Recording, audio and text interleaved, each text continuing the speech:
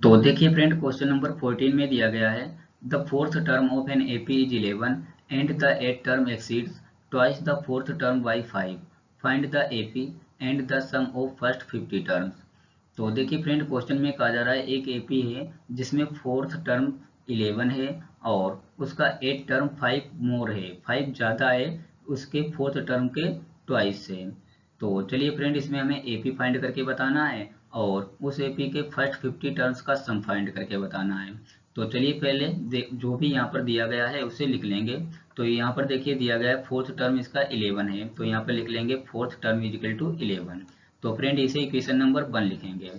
अब देखिए फ्रेंड, यहाँ पर से फोर्थ टर्म जो लिखा है इस फोर्थ टर्म की जगह पर हम लोग a प्लस 3d लिख सकते हैं और इक्वल में ये 11 एच डी जैसे लिख लेंगे। इसे हम इक्वेशन नंबर 2 लिख लेंगे।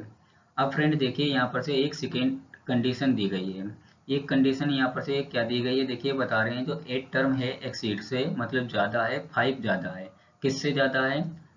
फोर्थ टर्म के ट्वाइस से। तो यहाँ पर पहले लिखेंगे, ये मैंने एट टर्म्स लिख लिया है और ये जो फोर्थ टर्म है इसका दो गुना, इसका 2i कर देंगे। अब देखिए यहाँ पर से ये जो एट टर्म हो जाता है ये 5 ज़्यादा है फोर्थ टर्म के दो गुने से, तो हम लोग क्या कर देंगे एट टर्म में से 5 माइनस कर देंगे। अब मैंने एट टर्म से 5 माइनस कर दिया है, तब ये आपस में दोनों रिलेशन इक्विवेलेंस हो चुके हैं। अब फ्रेंड थोड़ा इसे सिंप्लीफाई कर लेंगे। देखिए जो ये एट टर्म लिखा है इसकी जगह पर हम लोग लिख सकते हैं a प्लस 7d और ये जो -5 है इसे एच डी जैसे लिख लेंगे।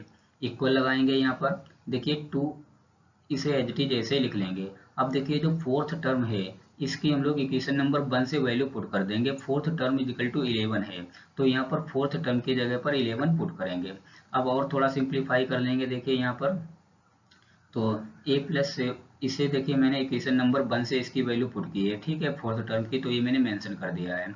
तो चलिए फ्रेंड यहाँ पर ये मैंने एच टी जैसे लिख लिया है a प्लस 7d। इक्वल लगाएंगे यहाँ पर से, ये इनकी मल्टीप्लाई करा लेंगे 2 इंटू 11 की, तो ये 22 हो जाएगा। अब फ्रेंड देखिए यहाँ पर ये जो माइनस का है 5, इस माइनस के 5 को जब राइट हैंड साइड में ले आएंगे तो ये प्लस का 5 हो जाएगा। चलिए थोड़ा और सिंप्लीफाई कर लेंगे। इसे मैंने a plus 7d H T जैसे लिख लिया है, इक्वल लगाएंगे। अब यहाँ पर ये जो लिखा है 22 प्लस 5, इसे प्लस करके लिख लेंगे तो ये 27 हो जाएगा। अब इसे फ्रेंड क्या करेंगे, देखिए यहाँ पर इक्वेशन नंबर 3 लिख लेंगे, इक्वेशन नंबर 3 लिख लेंगे। अब फ्रेंड देखिए हम लोग क्या करेंगे, यहाँ पर से इक्वेशन नंबर ये जो 3 है और इक्वेशन नंबर 2 है इसे हम लोग यहाँ पर से माइनस कर देंगे। तो पहले इक्वेशन नंबर 3 में से इक्वेशन नंबर 2 माइनस करेंगे। तो ये मैंने इक्वेशन नंबर 3 लिख ली है, इसके नीचे इक्वेशन नंबर मैंने 2 नोट डाउन कर ली है। अब इन इक्वेशन को हमें माइनस करना है तो नीचे वाले साइन चेंज हो जाएंगे। तो ये वाला साइन देखिए यहाँ पर से पॉजिटिव है तो निगेटिव आ जाएगा, ये भी पॉजिटिव है तो ये भी निगेटिव हो जाएगा। यहाँ पर से देखिए ये 11 पॉजिटिव है तो ये निगेटिव साइन आ जाएगा। अब फ्रेंड देखिए ऊपर ए पॉजिटिव है नीचे ए निगेटिव है, तो ये ईच अदर कैंसिल आउट हो जाएंगे यहाँ पर देखिए। तो अब यहाँ पर से देखिए ये जो लिखा है 7d में से 3d माइनस कर देंगे तो फ्रेंड ये 4d बचा है यहाँ पर। और ये जो यहाँ पर से देखिए 27 है, 27 में से 11 माइनस कर देंगे तो फ्रेंड यहाँ पर से ये 16 बचेगा। अब फ्रेंड देखिए ये 4d इक्वल टू यहाँ पर 16 मिल चुका है। अब इस 16 को इस 4 से डिवाइड करेंगे तो ये फ्रेंड यहाँ पर से देखिए 4 1 जा 4, 4 4 जा 16 होता है।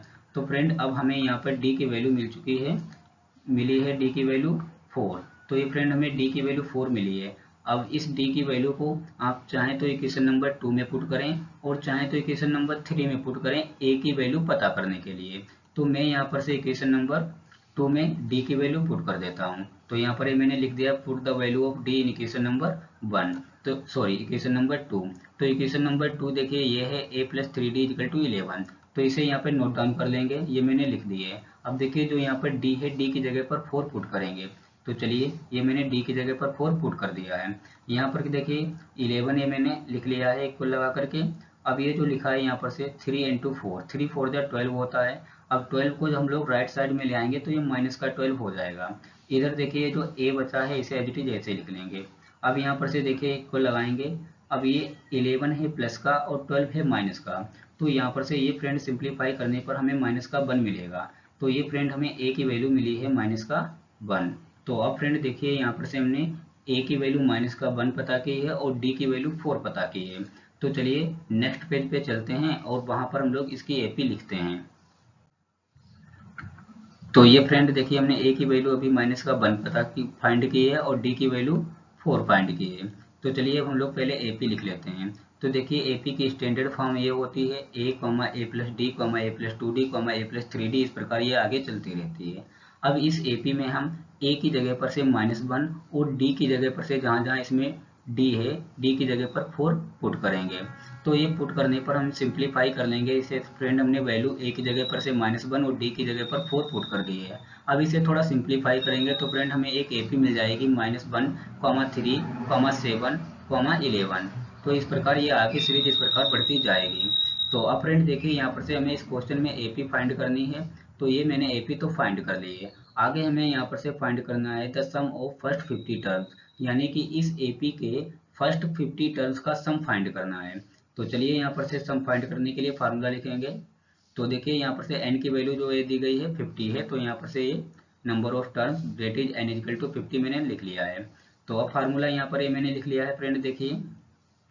तो n की जगह पर से देखिए 50 पुट करेंगे, a की जगह पर से -1 पुट करेंगे और d की जगह पर 4 पुट करेंगे। तो चलिए पुट कर लेते हैं। तो Sn की जगह पर से अब S50 हो चुका है, इक्वल लगाएंगे, n की जगह पर 50 पुट करेंगे, अपॉन में 2 ये मैंने लिख लिया है।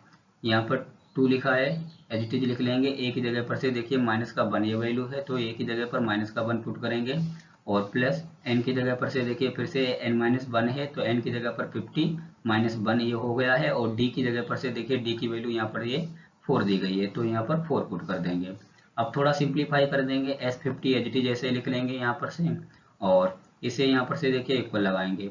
अब यहाँ पर से देखिए जो 2 है जब 25 को डिवाइड करेगा, सॉरी जब ये 2 50 को डिवाइड करेगा तो इसका आंसर यहाँ पर 25 आ जाएगा। ठीक है, तो इसे मैं यहाँ पर से थोड़ा इस प्रकार लिख देता हूँ। तो ये 2 जो है 50 को 25 टाइम में डिवाइड करेगा, तभी इसका आंसर ये यहाँ पर 25 आ चुका है। अब देखिए ये जो 2 है ये 2 -1 से मल्टीप्लाई करेगा तो ये -2 हो जाएगा और यहाँ पर प्लस साइन लगाएंगे। देखिए अब यहाँ पर से जरा देखिए ये लिखा है 50 -1, जब 50 -1 और इंटू 4 ये जब मल्टीप्लाई कराएंगे तो यहाँ पर से 196 आ जाएगा। तो चलिए और थोड़ा सिंप्लीफाई कर लेंगे, S50 को एज इट इज ऐसे लिख लेंगे, इक्वल लगाएंगे और ये 25 एज इट इज ऐसे लिख लेंगे। अब देखिए ये -2 है और प्लस 196 है, 196 में से 2 माइनस कर देंगे तो फ्रेंड यहाँ पर 194 आ जाएगा। तो अब फ्रेंड नेक्स्ट स्टेप में इन दोनों की मल्टीप्लाई करा लेंगे तो हमें S50 की वैल्यू मिल जाएगी यहाँ पर से 25 इंटू 194 लिखा है, इनकी मल्टीप्लाई करने पर आंसर मिल जाएगा यहाँ पर 4850। तो ये फ्रेंड हमने ये जो सीरीज है एपी है, इसके हमने 50 टर्म्स का सम फाइंड कर लिया है जो कि 4850 आ गया है। तो देखिए क्वेश्चन नंबर 14 में फ्रेंड हमें एपी फाइंड करनी थी, जो ये हमने फाइंड कर ली है और फर्स्ट इस एपी के फर्स्ट 50 टर्म्स का सम फाइंड करना था, तो ये भी हमने फाइंड कर लिया है। तो ये फ्रेंड क्वेश्चन नंबर 14 कंप्लीट हो गया है।